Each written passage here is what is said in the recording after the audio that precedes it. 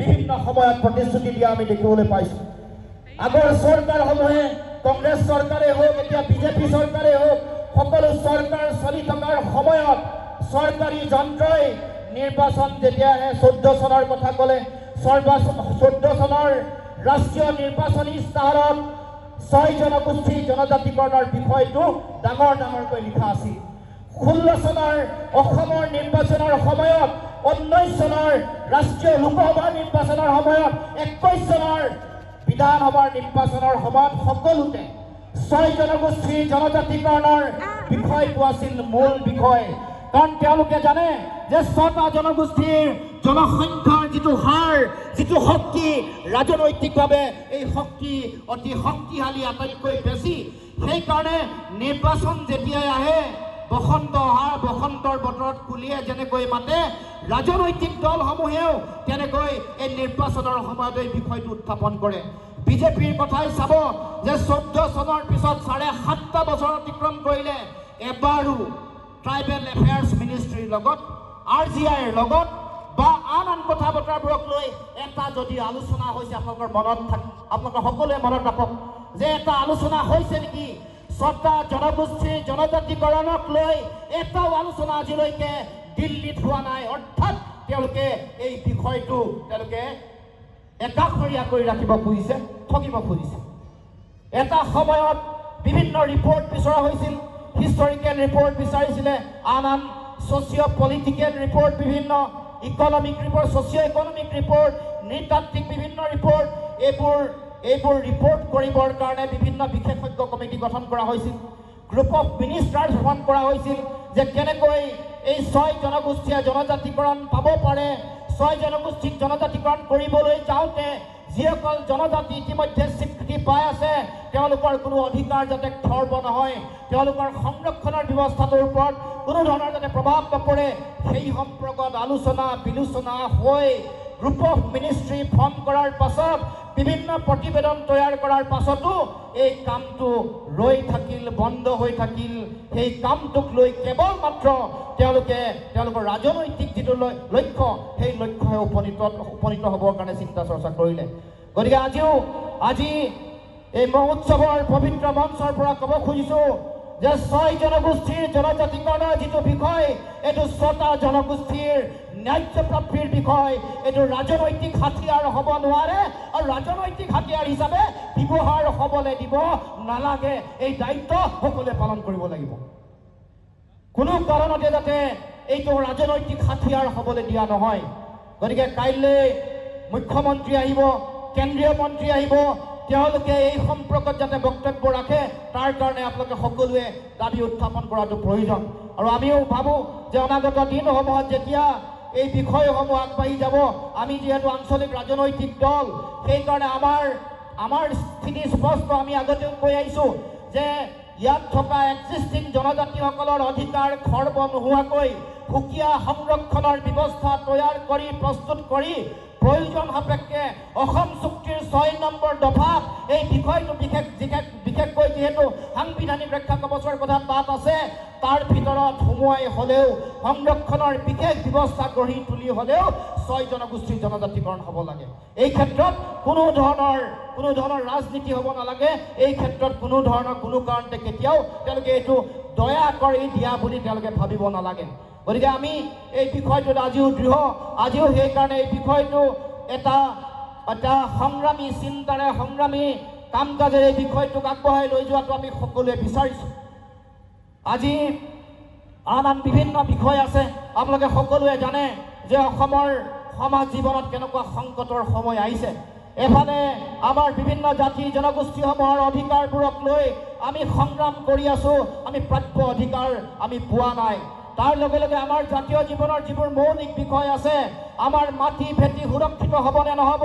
আমাৰ মাটিৰ অধিকাৰ কেনেকৈ সুৰক্ষিত হ'ব সেই সম্পৰ্কতো আজিলৈকে কোনো ধৰণৰ স্থিতি স্পষ্ট হোৱা নাই মাটি সম্পৰ্কত এটা সময়ত তেওঁলোকে বিভিন্ন ধৰণৰ কমিটি গঠন কৰিলে হৰি শংকৰ ব্ৰহ্মৰ কমিটিলৈকে আপোনালোকৰ সকলোৱে মনত আছে এফালে আমাৰ মাটি বহুজাতিক কোম্পানী বনীয়া গোষ্ঠীৰ অধিগ্ৰহণে আমাৰ মাটি ভেটিলৈ প্ৰত্যাহ্বান আহিছে তাৰ লগে লগে আমাৰ চাহ বাগিচাবোৰ বিভিন্ন ব্যক্তিয়ে বহুজাতিক কোম্পানীয়ে ব্যক্তিগত খণ্ডৰ মানুহে কিনি নি আমাৰ চাহ শিল্প সামগ্ৰিকভাৱে চাহ শ্ৰমিক চাহ শিল্পৰ ওপৰত নিৰ্ভৰ কৰা সমগ্ৰ সমাজৰ অৰ্থনৈতিক ব্যৱস্থাটোৰ প্ৰতি প্ৰচণ্ড প্ৰত্যাহ্বান আৰু ভাবুকি কঢ়িয়াই আনিছে। আমাৰ সম্পদৰ ওপৰত অধিকাৰ কি হ'ব, অসমৰ মানুহৰ ৰাজনৈতিক ভৱিষ্যত কেনেকৈ সুৰক্ষিত হ'ব, আমি অসম চুক্তিৰ 6 নম্বৰ দফাৰ অধীনত আমি কেনেকৈ থলুৱা খিলঞ্জীয়া ভূমিপুত্ৰ মানুহ অসমীয়া মানুহৰ ৰাজনৈতিক ভৱিষ্যত কেনেকৈ সুৰক্ষিত কৰিম, সেই প্ৰশ্নবোৰক লৈও আজিও চৰকাৰৰ ফালৰ পৰা দিল্লীয়ে অসমৰ জনসাধাৰণক অসমৰ জনতাক ন্যায় দিয়া প্ৰদান কৰা আমি দেখিবলৈ পোৱা নাই। আমি এই কথাও দেখিবলৈ পাইছোঁ যে অসম চুক্তিৰ 6 নম্বৰ দফা কাৰ্যকৰী কৰিবৰ কাৰণে উচ্চস্তৰীয় সমিতি গঠন কৰাৰ পাছত প্ৰতিবেদন তৈয়াৰ হ'ল, প্ৰতিবেদন গ্ৰহণ কৰিবৰ কাৰণে দিল্লীৰ সময় নহ'ল, কেন্দ্ৰীয় গৃহমন্ত্ৰীৰ সময় নহ'ল, অসমৰ মুখ্যমন্ত্ৰী আগৰগৰাকীয়ে সোণোৱালে শৰ্মাই এগৰাকীও নাজানে যে অসম চুক্তিৰ 6 নম্বৰ দফাৰ প্ৰতিবেদন ক'ত পৰি আছে, এই কথা নাজানে। এয়াই হ'ল অসমৰ মানুহৰ প্ৰতি দিল্লীৰ তেওঁলোকৰ আমাৰ দৃষ্টিভংগী। গতিকে আমি আমাৰ অসমৰ মানুহৰ ভৱিষ্যত সুৰক্ষিত কৰিবৰ কাৰণে অসমৰ মানুহৰ হাতত জাতীয়তাবাদৰ বিকল্প নাই। কা বিৰোধী গণ আন্দোলনৰ সময়ত সেইকাৰণে ৰাইজে সকলোৱে সমস্বৰে ঐক্যবদ্ধভাৱে এই কথা উল্লেখ কৰিছিল যে আমাৰ নিজৰ স্বাধিকাৰ প্ৰতিষ্ঠা কৰিবৰ কাৰণে অসমৰ মাটিত অসমৰ মানুহৰ আত্মনিয়ন্ত্ৰণৰ অধিকাৰ আজুৰি আনিবৰ কাৰণে আমি যুঁজিব লাগিব, ৰাজনৈতিকভাৱে যুঁজিব লাগিব, সংগ্ৰাম কৰিব লাগিব। আৰু নিজৰ অধিকাৰ নিজে যদি আজুৰি নানো তেতিয়াহ'লে কোনেও মৰম কৰি দয়া কৰি আমাক কোনো অধিকাৰ কেতিয়াও তেওঁলোকে নিদিয়ে। গতিকে ৰাইজ আজি সেই ক্ষণত শুভক্ষণত আপোনালোকক পুনৰ সেই কথাবোৰ মনত পেলাই দিব খুজিছোঁ। আৰু এটা কথা মই বিশ্বাস কৰোঁ, যেতিয়ালৈকে নুযুঁজিব, যেতিয়ালৈকে সংগ্ৰাম নকৰিব তেতিয়ালৈকে কোনো অধিকাৰ নাপায়। এতিয়া কাউন্সিল হ'ল, মৰাণ অট'নমাছ কাউন্সিল হ'ল, আপোনালোকে সকলোৱে জানে আজিলৈকে পাব লগা প্ৰাপ্য টকা পইচা দিয়া নাই। বছৰেকত 1 কোটি, হয়নে নহয়? বছৰেকত 1 কোটি টকা দিয়ে। এইটো মৰাণ জনগোষ্ঠীৰ প্ৰতি অপমান হয়নে নহয়? ৰাইজ কওক। এটা বৃহৎ জনগোষ্ঠী যাৰ ঐতিহ্য আছে, যাৰ চহকী কৃষ্টি সংস্কৃতি আছে, বিশাল জনসংখ্যা আছে, তেওঁলোকৰ কাৰণে 1 বছৰত 1 কোটি টকা, এইটো অপমান হয়নে নহয়? আপোনালোকে নিজে বিচাৰ কৰক, বিচাৰ কৰি সিদ্ধান্ত ল'ব লাগিব আৰু ইয়াক জবাবদিহি কৰিব লাগিব। এই কাউন্সিলসমূহক যি পুতলা কাউন্সিললৈ পৰ্যবেক্ষিত কৰিছে, ইয়াৰ উত্তৰ ৰাইজে, জনতাই, জনগোষ্ঠীসমূহে, জাতিসত্তাসমূহে দিব লাগিব আগন্তুক দিনসমূহত। অন্যথা আমি আমাৰ অধিকাৰ আজুৰি আনিব নোৱাৰিম। গতিকে ৰাইজ, মই দীঘলীয়া কথা নকওঁ, আমি সকলোৱে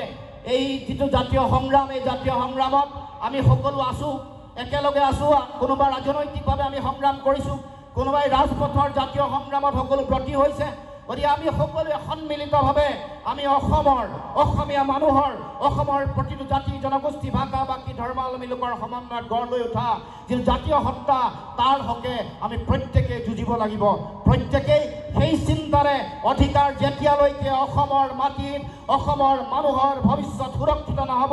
যেতিয়ালৈকে অসমৰ মানুহৰ হাতত, নিজৰ খিলঞ্জীয়া ভূমিপুত্ৰ অসমীয়া মানুহৰ হাতত ৰাজনৈতিক ক্ষমতাৰ অধিকাৰ যেতিয়ালৈকে সুৰক্ষিত নহ'ব, যেতিয়ালৈকে আমাৰ ভাষা কৃষ্টি সংস্কৃতি সুৰক্ষিত নহ'ব, যেতিয়ালৈকে আমাৰ মাটি ভেটি সুৰক্ষিত নহ'ব, যেতিয়ালৈকে আমাৰ ভূমিৰ, আমাৰ সম্পদ, যেতিয়ালৈকে সম্পদৰ সমবিতৰণ নহ'ব, তেতিয়ালৈকে জাতীয় সংগ্ৰাম অব্যাহত ৰাখিব লাগিব। আৰু সেইকাৰণে আমি আমাৰ ৰাজনৈতিক দলটোৱে আমি কেতিয়াও নিজকে কেৱল মাত্ৰ ক্ষমতা লিপছো, ক্ষমতা কেন্দ্ৰিক, কেৱল মাত্ৰ ক্ষমতা বিচাৰি হাবাথুৰি খাই হাহাকাৰ কৰি থকা ৰাজনৈতিক দল বুলি আমাক নিজকে নকওঁ। আমি ভাবোঁ যে অসমীয়া মানুহৰ আত্মপ্ৰতিষ্ঠাৰ যিখন মহাসংগ্ৰাম আছে, সেই সংগ্ৰামৰ আমি এটা অংশ যদি হ'ব পাৰোঁ, তেতিয়াহ'লে মই ভাবোঁ যে অসমৰ মানুহে বিচৰা মূল চিন্তা, মূল লক্ষ্য আৰু মূল যিটো পৰিকল্পনা, সেই পৰিকল্পনাত আমি অংশ হ'ব পাৰিম, আমি তাৰ হকে কাম কাজ কৰিব পাৰিম। গতিকে আহক ৰাইজ, এইখন অসমত আমি আমাৰ ভৱিষ্যত আমি নিজে কৰিব লাগিব। তাৰ কাৰণে মৰাণ মহোৎসৱৰ এই শুভক্ষণত মৰাণ জনগোষ্ঠীৰ সংগ্ৰামী চেতনাক পুনৰবাৰ মই ক'ব খোজোঁ, যিবোৰ মূল সমস্যা আছে, এই সমস্যাবোৰ সমাধান কৰিব লাগিব। এতিয়ালৈকে আপোনালোকে জানে যে মৰাণ জাতি সত্তাৰ তেওঁলোকে কোৱা কথা বতৰাৰ মাজত এনেকুৱা কিছুমান শব্দ আছে যিবোৰ আজিলৈকে অসমীয়া ভাষাৰ অভিধানত আজিলৈকে অন্তৰ্ভুক্ত হোৱা নাই, হোৱাটো প্ৰয়োজন। অসমীয়া ভাষাৰ যিখন অভিধান, এই অভিধান যদি চহকী হ'ব লাগে, তেতিয়াহ'লে মৰাণ জনগোষ্ঠীয় মানুহৰ মাজত সিঁচৰিত হৈ থকা ভাষা শব্দবোৰো তাত সন্নিৱিষ্ট হ'ব লাগিব। তেওঁলোকৰ বিহু নামত তেওঁলোকে সচৰাচৰ পাতি থকা কথা বতৰাত এনেকুৱা বহু শব্দৰ ভাণ্ডাৰ আছে, যিবোৰ শব্দ আন আন প্ৰান্তত পাবলৈ নাই। অৰ্থাৎ চহকী তেওঁলোকৰ ভাষাৰ শব্দক অসমীয়া অভিধানত অন্তৰ্ভুক্ত কৰিবৰ কাৰণে ব্যৱস্থা গ্ৰহণ কৰিব লাগিব। মৰাণ জাতি সত্ৰৰ তেওঁলোকৰ ঐতিহাসিক যিবোৰ কীৰ্তিচিহ্ন আছে, যিবোৰ পুখুৰী আছে, যিবোৰ দল দেৱালয় যিসমূহ আছে, সেইবোৰ সংৰক্ষণৰ ব্যৱস্থা চৰকাৰৰ। তাৰ লগে লগে মৰাণ জনগোষ্ঠীয় কৃষ্টি সংস্কৃতিৰ মেটমৰা যিটো ঐশ্বৰ্যশালী যিটো স্বৰূপ আছে, ইয়াক সুৰক্ষিত কৰি ৰখাৰ দায়িত্ব চৰকাৰৰ আছে, ৰজাঘৰৰ আছে। আগন্তুক দিনসমূহত আমি এই বিষয়বোৰক লৈ আমি সকলোৱে একেলগে সন্মিলিতভাৱে কাম কাজ কৰিম। এই সমৰ্থন আগবঢ়াই আপোনালোকক সকলোকে পুনৰবাৰ শ্ৰদ্ধা জনাই অসমৰ মাটিত আগন্তুক দিনসমূহত অসমৰ মানুহৰ সুৰক্ষিত ভৱিষ্যত আমি প্ৰত্যেকেই একেলগে ঐক্যবদ্ধভাৱে আমি নিৰূপণ কৰিব লাগিব। এই জাতীয় সংগ্ৰামত যাতে সকলোৱে কান্ধত কান্ধ মিলাই আগবাঢ়ি যায়, সকলোৱে যাতে কোনো কাৰণতে কেতিয়াও আপোচ নকৰে, জাতীয় স্বাৰ্থত যাতে কোনো নেতা, কোনো সদস্য, কোনো সৈনিক, কোনো সেৱকে যাতে কেতিয়াও যাতে আপোচ নকৰে, তাৰ কাৰণে সকলোকে আহ্বান জনাইছোঁ। কাৰণ চৰকাৰে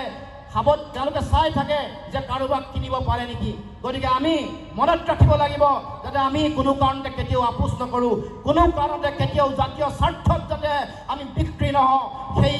সংকল্প, সেই লক্ষ্য লৈ